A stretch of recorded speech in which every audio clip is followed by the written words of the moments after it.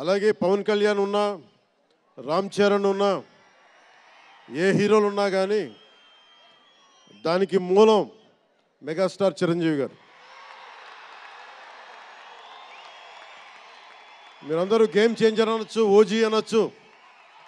ఆ మూలాలు ఎక్కడో మారుమూల ఒక చిన్న పల్లెటూళ్ళలో కుగ్రామంలో, మొగల్తూరు అనే కుగ్రామంలో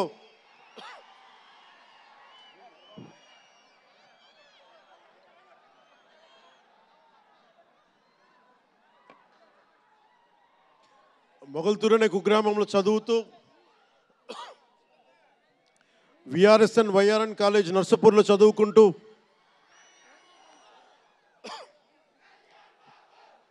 ఇవన్నీ ఇలాంటిదే మీరు అనాలంటే ఆద్యుడు ఆయనే.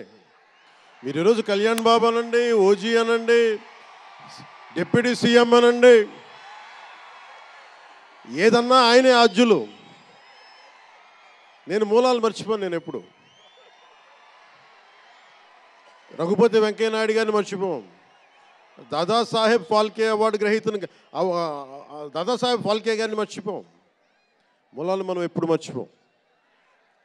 అలాగే మేమందరూ రామారావు గారిని మర్చిపోలేం. ఇంతమంది తెలుగు చిత్ర పరిశ్రమ ఇక్కడ కదిలింది, వచ్చింది అంటే దాని స్ఫూర్తి ఒక అక్కినేని నాగేశ్వరరావు గారు, రామారావు గారు, ఘట్టమనేని కృష్ణ గారు, ఒక శోభన్ బాబు గారు, ఎంతోమంది నిష్ణాతులు పెద్దలు తెలుగు చిత్ర పరిశ్రమ కోసం శక్తియుక్తులు ధారపోసిన వారు. వారందరికీ మనస్ఫూర్తిగా హృదయం నుంచి ఒక నటుడిగానే కాదు, ఆంధ్రప్రదేశ్ డిప్యూటీ సీఎంగా కూడా మనస్ఫూర్తిగా వారికి నమస్కారాలు తెలియజేసుకుంటా ఉన్నాను. అలాగే రామ్ చరణ్ నాకు, ఎందుకంటే నాకు చిరంజీవి గారు అన్నయ్య కాదు, పితృ సమానులు, తండ్రి సమానులు. మా వదిన నాకు మాతృమూర్తి. సో నాకు రామ్ చరణ్, నేను బాబాయ్ వీటన్నిటికంటే కూడా నాకు ఎప్పుడు ఒక తమ్ముడు.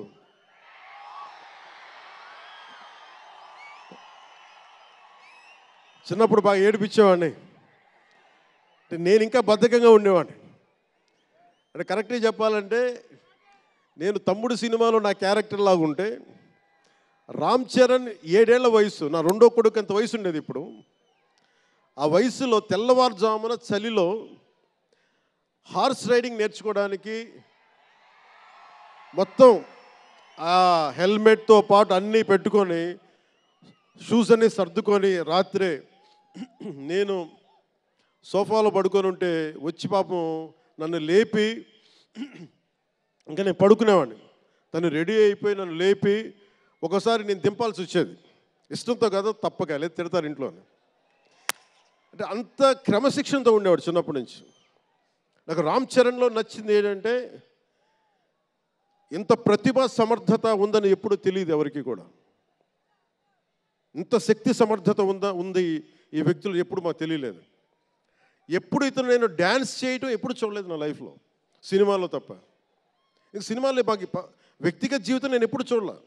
అసలు మ్యూజిక్ వేస్తే కాలు కూడా ఆడించడు, కానీ అంత అద్భుతమైన డాన్సర్.